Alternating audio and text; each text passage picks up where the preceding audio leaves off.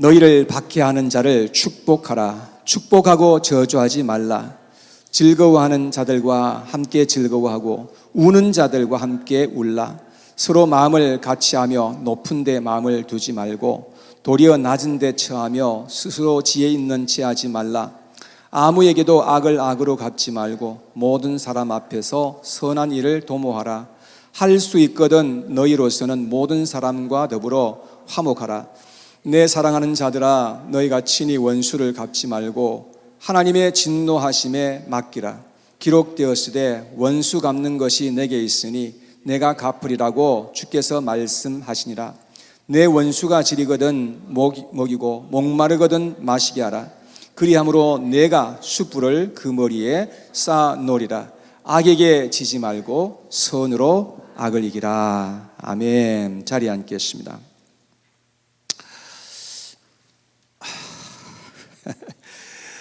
아마 음식이 안에서 있어서 그런지 아마 무슨 어떤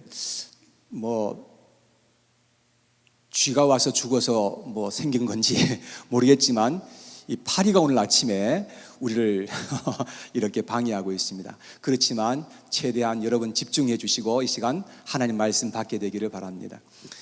저는 영적 예배라는 그런 제목으로 두 번에 걸쳐서 말씀을 증거했는데요. 오늘 세 번째 시간 영적 예배에 관한 말씀을 여러분들에게 말씀을 증거하도록 하겠습니다. 우리 하나님께서는 육적인 예배가 아니라 영적인 예배를 받으시기를 얼마나 기뻐하시는지 모릅니다. 그런데 사실 실제로 보면 오늘날 교회 안에서 영적인 예배보다는 육적인 예배가 만연하고 있는 그러한 모습을 우리가 보게 되는데요. 지금 우리가 하나님 앞에 지금 예배를 드리고 있지 않습니까? 우리의 이 예배가 과연 육적인 예배인지 영적인 예배인지 여러분들이 한번 스스로 잘 판단해 볼 수 있게 되기를 바랍니다. 우리는 어떻게 하면 육적인 예배가 아니라 정말로 영적인 예배로 하나님 앞에 나아갈 수 있을까 하는 것입니다. 오늘 여기에 대해서 한번 같이 살펴보려고 하는데요. 첫 번째 영적 예배는 제가 맨 먼저 영적 예배에 대한 말씀을 증거할 때에 나와 하나님과의 관계에서 먼저 이 예배가 이루어져야 한다는 것을 말씀을 드렸습니다. 우리가 영적 예배를 드리기 위해서는 먼저 나 자신이 죽어야만 가능할 수 있다는 것을 성경에서 우리에게 가르쳐주고 있는 것이지요. 그래서 12장 1절 말씀을 다시 한 번 더 같이 읽어보겠습니다. 12장 1절에 보면 시작. 그러므로 형제들아, 내가 하나님의 모든 자비하심으로 너희를 구원하노니 너희 몸을 하나님이 기뻐하시는 거룩한 산제물로 드리라. 이는 너희가 드릴 영적 예배니라. 자기 자신이 죽어서 자신의 몸을 하나님 앞에 산제물로 바쳐드리라고 그렇게 말씀을 하고 있습니다. 제물이 살아있으면 더 이상 제물이 될 수가 없어요. 제물은 반드시 완전하게 100% 죽어야만 제물이 될 수가 있는 것입니다.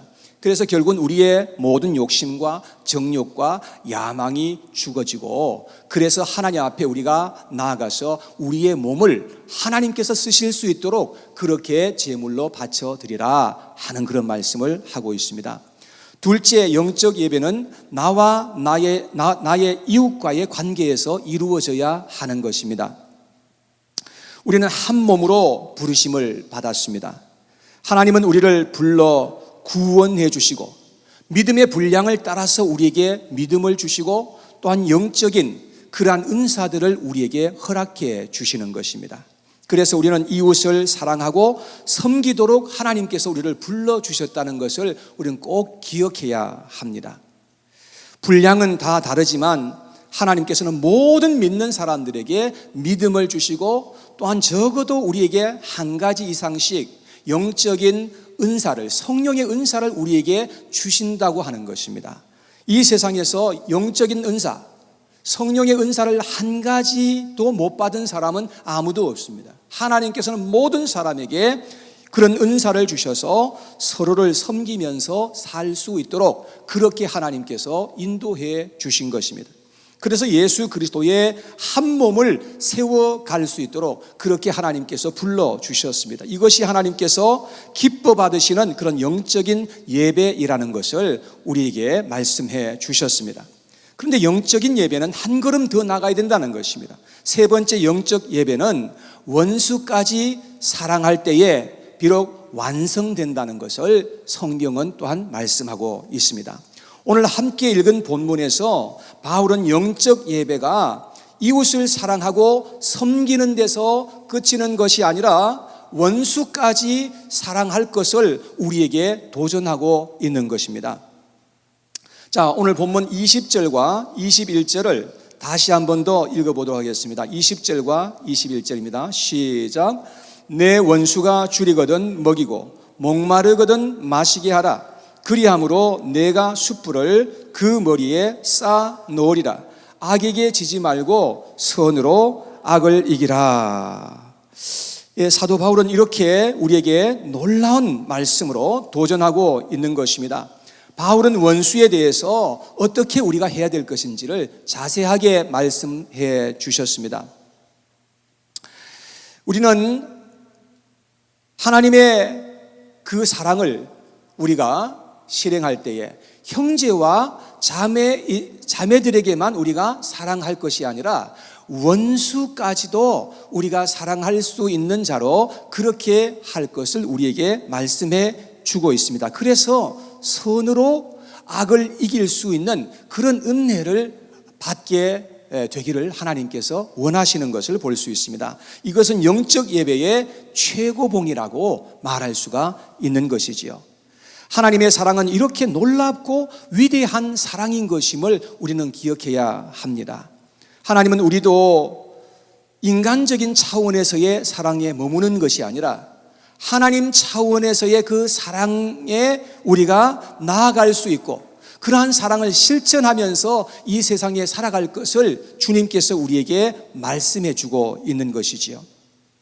우리는 원수를 어떻게 사랑할 수 있는 것입니까? 이건 정말로 쉽지 않은 그러한 일인 것임을 우리는 다 알고 있습니다. 저는 여기에 대해서 함께 말씀을 나누면서 같이 은혜 받는 그런 시간이 될 수 있기를 원합니다. 자, 우리는 먼저 서로를 용서해 주어야 한다는 것을 우리에게 말씀하고 있습니다. 누가 나에게 잘못하고 상처를 입혔을 때에 먼저 용서가 이루어져야 그 다음에 우리는 사랑할 수가 있게 된다는 것입니다. 용서하는 마음이 없이는 절대로 우리는 사랑할 수가 없다라고 하는 것입니다. 자, 15절 말씀에 보면 이렇게 말씀합니다. 즐거워하는 자들과 함께 즐거워하고 우는 자들과 함께 울라. 자, 즐거워하는 자들과 함께 즐거워하고 우는 자들과 함께 울라 하는 이 말은 용서해 주라, 그런 의미로도 우리가 볼 수가 있는 것입니다. 원수가 즐거워할 때 함께 즐거워해 주라는 겁니다. 원수가 즐거워할 때 배 아파하지 말고, 원수가 슬퍼할 때 뒤돌아서서 씩 웃지 말고, 여러분, 그들이 슬퍼할 때에 같이 슬퍼하고 울어주라는 것입니다. 다른 말로 하면 용서해 주라, 그런 말이에요. 다윗은 실제로 그런 삶을 살았던 것을 볼 수가 있는데요. 시편 35편에 보면 어떤 사람들이 다윗을 죽이기 위해서 그물을 웅덩이에 숨기고 까닭 없이 그의 생명을 해하려고 했던 적이 있었습니다. 그래서 다윗은 12절과 13절에 이렇게 말하고 있습니다.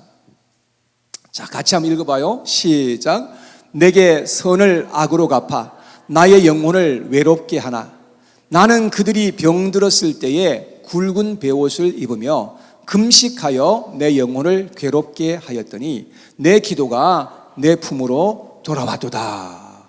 자, 사람들은 선을 악으로 갚아서 나의 영혼을 외롭게 하였다라고 그렇게 말하고 있습니다. 여러분, 우리가 선을 행했는데 그 상대방이 우리에게 악으로 갚으면 여러분 얼마나 속상한 일이겠습니까? 그런데 다윗은 그들이 병들었을 때에 어떻게 했습니까? 굵은 베옷을 입고 금식하면서 함께 슬퍼했던 것을 볼 수가 있습니다. 다윗은 그들과 함께 슬퍼하며 그들에게 용서의 마음으로 다가갔던 것을 볼 수가 있는 것이죠. 예수님은 십자가 위에서 우리의 본이 되어 주셨습니다. 그렇게 못되게 말하고 행동하는 그들을 위해서 하나님 앞에 용서의 기도를 올렸던 것입니다. 그리고 스데반 집사님도 돌에 맞아 죽으면서 그러면서 용서의 기도를 올려드렸을 때에 바울의 마음에 금이 가기 시작했다고 하는 것이죠. 여러분, 기독교를 용서의 종교라고까지 그렇게 말하고 있지 않습니까? 베드로가 예수님에게 그렇게 물었어요.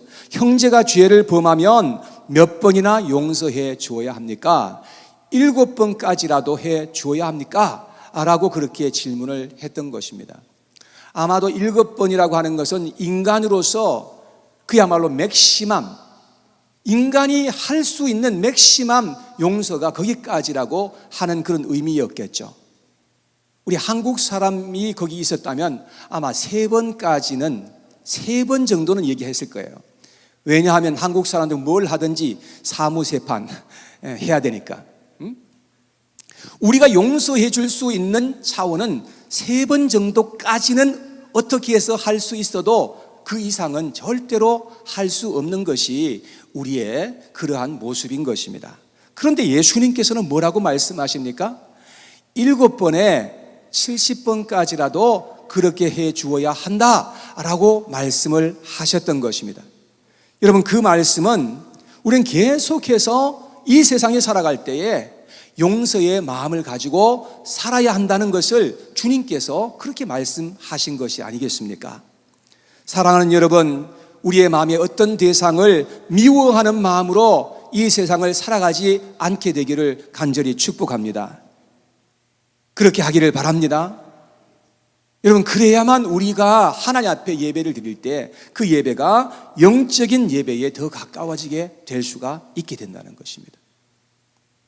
영적인 예배는 그냥 되는 것이 아니라 영적인 예배는 우리의 이웃과 관계에서, 그리고 우리의 심지어는 원수와의 그 관계에서까지 그것이 영적인 예배와 관련이 있다는 것을 우리는 생각해 봐야 하는 것입니다. 두 번째, 원수에게 선을 행하라고 우리에게 말씀을 하였습니다. 산 넘어 산이죠. 우리의 마음에 용서하는 것까지도 참 좋은 것인데, 그런데 거기에서 머물지 말고 선을 행하는 자리에까지 나아가라고 말씀을 하는 것입니다. 자, 17절 말씀을 같이 보겠습니다. 17절 말씀 다 같이 시작. 아무도 악을 악으로 갚지 말고 모든 사람 앞에서 선한 일을 도모하라. 우린 절대 악을 악으로 갚지 말아야 한다고 말씀을 합니다. 만일 악을 악으로 갚게 되잖아요. 그러면 악을 나한테 행한 사람과 내가 함께 피차에 망하게 되는 거예요. 성경은 우리에게 그렇게 가르쳐주고 있습니다. 왜 우리가 악을 악으로 갚지 말아야 하는 것입니까? 그 이유는 모든 것을 결국 심판하시는 분은 우리 하나님이시기 때문에 그렇다는 거예요. 하나님이 우리의 의로우신 재판장이시지 우리는 결코 재판장도 우리는 심판자도 아니라는 사실을 성경은 말씀해 주고 있는 것입니다. 우리가 어떤 고통스러운 일을 당했다고 할 때에 우리가 악을 갚는 그러한 자리에 있어서는 안 된다고 성경은 말씀합니다. 그 일은 하나님께서 하실 일이지 우리가 할 일이 절대로 아니라고 하는 것입니다. 자, 19절 말씀도 계속해서 봅니다. 19절 말씀에 다 같이 시작. 내 사랑하는 자들아, 너희가 친히 원수를 갚지 말고 하나님의 진노하심에 맡기라. 기록되었으되 원수 갚는 것이 내게 있으니 내가 갚으리라고 주께서 말씀하시니라. 우리는 친히 악을 갚지 말아야 한다는 것입니다. 우리 하나님께 모든 것을 맡기고 나아가야 한다는 것입니다. 그러면 하나님께서 가장 의롭고 공평하게 판결을 해 주실 분이 우리 하나님이시라는 것입니다. 사무엘상 2장 25절에 보니까 기록하기를 사람이 사람에게 범죄하면 하나님이 심판하시려니와 라고 말씀을 했습니다. 어떤 사람이 우리에게 범죄하면 누가 심판한다고요? 네, 내가 하는 것이 아니라 우리 하나님께서 하실 일이라고 말씀합니다. 다윗은 사울 왕이 죽이려고 하니까 막 도망을 여기저기 다녔어요. 어떤 힘이 강한 사람이 여러분들을 죽이겠다고 막 그냥 따라오면 얼마나 무섭겠습니까, 여러분? 다윗은 너무나 억울한 거예요. 자기는 아무 잘못한 것도 없는데 사울 왕이 자기를 계속해서 죽이려고 쫓아오니까 말이죠. 그래서 다윗이 도망 다닐 때에 너무나 처량하고 두렵고 피곤했습니다. 그런데 다윗이 사울을 죽일 수 있는 절호의 기회가 2번씩 찾아왔어요. 그런데 다윗은 사울 왕을 죽이지 않았습니다. 왜 그랬을까요? 사울 왕만 죽이면 다윗은 더 이상 도망 다니지 않아도 됩니다. 2발 쫙 뻗고 그냥 편하게 잠잘 수 있습니다. 사무엘상 24장 12절에 다윗은 이렇게 말하였습니다. 자, 다 같이 한번 읽어봐요. 시작. 여호와께서는 나와 왕 사이를 판단하사 여호와께서 나를 위하여 왕에게 보복하시려니와 내 손으로는 왕을 해하지 않겠나이다. 자, 다윗은 자기의 손으로는 사울에게 손을 대지 않겠다 라고 그렇게 말하면서 그 이유를 15절에 이렇게 말합니다. 다 같이 시작. 그런즉 여호와께서 재판장이 되어 나와 왕 사이에 심판하사 나의 사정을 살펴 억울함을 풀어주시고 나를 왕의 손에서 건지시기를 원하나이다 하니라. 자, 다윗은 하나님이 재판장이신 것임을 그는 알았고 하나님께서 그 모든 것을 행하여 주실 것에 대해서 그는 확신하고 있었던 것입니다. 그래서 심판을 하나님의 손에 맡겨드릴 수 있었던 이유는 다윗이 그런 믿음을 가지고 있었기 때문이었습니다. 여러분, 이렇게 하는 것이 우리가 악을 선으로 갚을 수 있는 방법이라는 것입니다. 그렇게 하면 하나님께서 친히 행하여 주셔서 모든 것을 하나님께서 해결해 주시고 교통정리는 하나님께서 해 주신다는 것을 여러분 믿으시기를 바랍니다. 아무리 우리가 용을 써도 내가 할 수 있는 그런 범위가 아니에요. 바울은 모든 사람 앞에서 선을 도모하라고 우리에게 권면하고 있습니다. 오늘 본문 20절 말씀입니다. 20절 말씀 다 같이 시작. 내 원수가 줄이거든 먹이고 목마르거든 마시게 하라. 그리함으로 내가 숯불을 그 머리에 쌓아 놓으리라. 여러분, 우리는 어떤 가운데서도 악을 행하지 않도록 해야 한다고 말씀을 합니다. 우리가 악을 행할 정당한 구실은 그 어디에서도 찾을 수 없습니다. 우리가 악을 행하는 것이 아니라 그건 하나님께 모든 것을 맡기고 나갈 때 우리는 오직 하나님 앞에서 악을 행하는 것이 아니라 선을 행하며 나아가야 한다는 것을 말씀하고 있는 겁니다. 그러면 하나님이 모든 것을 다 해결해 주시고 하나님의 방법으로 모든 것을 다 주님께서 알아서 해 주시고 우리에게는 복을 주시는 하나님의 은혜가 임하게 될 줄로 믿으시기를 바랍니다. 그리고 무엇보다도 하나님이 우리의 예배를 기뻐하시고 흠양하시는 그런 복된 예배가 될 수 있다는 거예요. 자, 세 번째, 원수를 이제 축복하라고 말씀을 합니다. 여러분, 원수를 어떻게 축복한단 말입니까? 다른 종교는요, 원수를 갚아야 한다고 그것이 미덕인 것처럼 그렇게 가르치지 않습니까? 그런데 예수님은 마태복음 5장 44절에 원수를 사랑하라고 말씀합니다. 한번 같이 읽어봐요. 시작. 나는 너희에게 이르노니 너희 원수를 사랑하며 너희를 박해하는 자를 위하여 기도하라. 참, 원수까지도 사랑하라고 주님께서는 가르쳐 주셨습니다. 사도 베드로도 같은 말을 했는데요. 베드로전서 3장 9절의 말씀입니다. 다 같이 시작. 악을 악으로 욕을 욕으로 갚지 말고 도리어 복을 빌라. 이를 위하여 너희가 부르심을 받았으니 이는 복을 이어받게 하려 하심이라. 이 성경의 가르침은 너무나 분명합니다. 원수를 사랑하고 축복하라고 그렇게 말씀을 하였습니다. 그런데 문제는 그것이 참 너무 어렵다는 것입니다. 우리가 마음에는 그렇게 하기를 원하는데 그렇게 하는 것이 얼마나 어려운지 여러분 우리가 경험하고 있지 않습니까? 누가 어떤 사람의 딸을 유기해서 사창가에 팔아버렸어요. 근데 그 딸을 찾을 길이 없는 것입니다. 그 어머니는 딸이 언제 돌아올까 하는 그 마음 때문에 잠을 잘 수가 없는 겁니다. 밤에 잠을 잘 때도 몸을 웅크리고 그렇게 잠을 잔다고 합니다. 여러분, 그런 상황에서 어떻게 원수를 용서하고 축복할 수 있겠습니까? 얼마 전에 달라스에서 큰 총격 사건이 일어나서 여러분 많이 충격받으셨죠? 거기 한인 부부가 있었는데요, 두 자녀와 함께 쇼핑 갔다가 그만 변을 당하게 된 것입니다.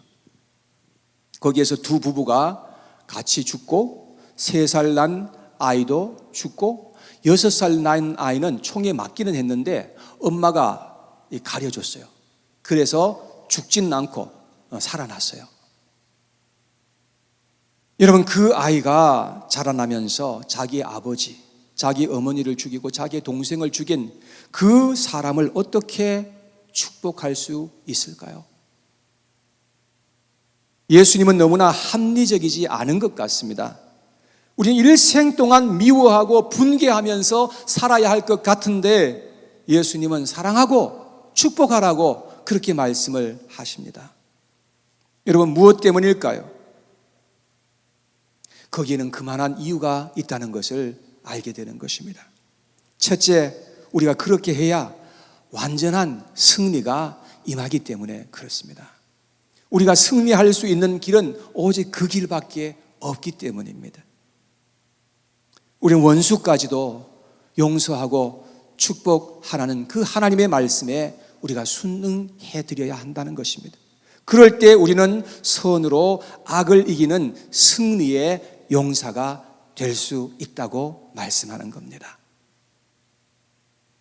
둘째, 사람을 미워하고 살게 되면 자신의 영혼이 파괴되고 몸이 파괴되기 때문에 그렇습니다. 제가 알고 있는 어떤 사람은요, 오랫동안 어떤 사람을 대단히 미워하였습니다. 그분은 저에게 말하기를 밤에 잠을 잘 때에 자기는 이를 꽉 물고 자고 이를 부득부득 갈면서 잔다고 합니다. 왜냐하면 너무나 분해서 그렇다는 것이었습니다. 그래서 제가 그분께 말씀드렸어요. 이제는 용서하고 삽시다 라고 그렇게 권면을 했는데 그분은 저의 말을 받아들이지 못하셨습니다.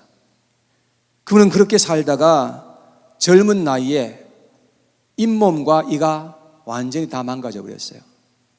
그래가지고 치과에 가서 완전히 100% 이를 다 제거를 해야 됐고, 그리고 틀니를 하면서 그렇게 살았던 것입니다. 여러분, 누구를 미워하면서 살게 되면요, 자신의 몸과 영혼에 독을 뿌리는 것과 똑같은 것입니다. 그래서 우리는 우리의 마음에 미워하는 그러한 사람을 우리의 마음에 우리는 절대로 두어서는 안 된다는 것을 주님께서 말씀하신 겁니다. 셋째, 누구를 미워하게 되면 불행한 인생을 살게 되기 때문에 그렇습니다. 여러분 한번 생각해 보십시오. 고통과 아픔을 당한 것도 너무나 큰 어려움인데 그것 때문에 계속해서 불행하게 산다고 한다면 얼마나 억울한 일입니까? 우리의 이 소중한 인생을 그렇게 낭비해서는 안 되지 않겠습니까? 네 번째, 누구를 미워하는 동안에는 하나님께 영적인 예배로 나아갈 수가 없기 때문에 그렇습니다. 하나님이 나와 같은 죄인도 용서하시고 받아주셨습니다. 하나님께서 우리를 그렇게 받아주셨다면 우리도 그와 같이 하나님 앞에 행하여야 할 것을 주님께서 말씀해 주시는 것입니다. 그래야 우리가 하나님께 떳떳하게 나가서 영적인 예배를 드릴 수가 있게 되는 것이죠. 결국 하나님께서는 우리의 자신을 위해서 용서하고 사랑하라고 그렇게 말씀하신다는 것을 알게 되는 것이죠. 결론의 말씀을 드리겠습니다. 예수님은 가룟 유다가 자기를 배반할 것을 잘 아셨습니다. 그런데도 불구하고 이 가룟 유다의 먼지 묻고 더러운 그 발을 예수님께서 다 씻어 주셨습니다. 그리고 제자들에게 너희도 이와 같이 하여야 될 것을 말씀하셨습니다. 요한복음 13장 17절에 예수님께서 말씀하시기를 너희가 이것을 알고 행하면 복이 있으리라, 그렇게 말씀을 하셨습니다. 여러분, 북한은 우리에게 있어서 원수의 짓을 한 그러한 사람들입니다. 그래도 우리는 북한 사람들을 위해서 선교해야 되고 전도해야 하는 겁니다. 일본 사람들이 하는 짓을 보면 정말로 너무너무 얄미워요. 그런데도 불구하고 너무나 많은 선교사님들이 일본에 가서 그들을 위해서 전도하고 선교하고 있지 않습니까? 누가 우리에게 어떻게 하든지 간에 우리는 여전히 선을 행하며 묵묵히 하나님을 바라보면서 우리가 나아갈 수 있어야 한다는 것입니다. 그리하면 하나님께서 모든 것을 공의롭고 정의롭게 모든 것을 행하여 주신다는 것을 여러분 믿으시기를 바랍니다. 그리고 하나님은 우리의 예배를 받으시고 기뻐하시고 영광 받으실 줄로 믿습니다. 그럴 때에 하나님께서는 우리에게 풍성한 은혜로 함께 해주시는 것입니다. 이렇게 우리는 하나님 앞에서 영적인 예배를 드리는 신실한 예배자들이 다 될 수 있게 되기를 주님의 이름으로 축복합니다. 예수님은 요한복음 4장 24절에서 말씀하시기를 하나님은 영이시니 예배하는 자가 영과 진리로 예배할지라고 그렇게 말씀을 하셨습니다.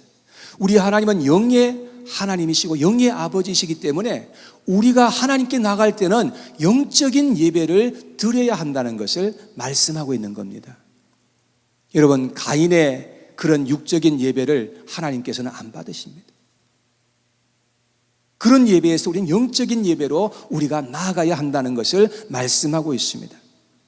우리는 하나님 앞에서 꼭 영적인 예배를 드리는 영적인 예배자들,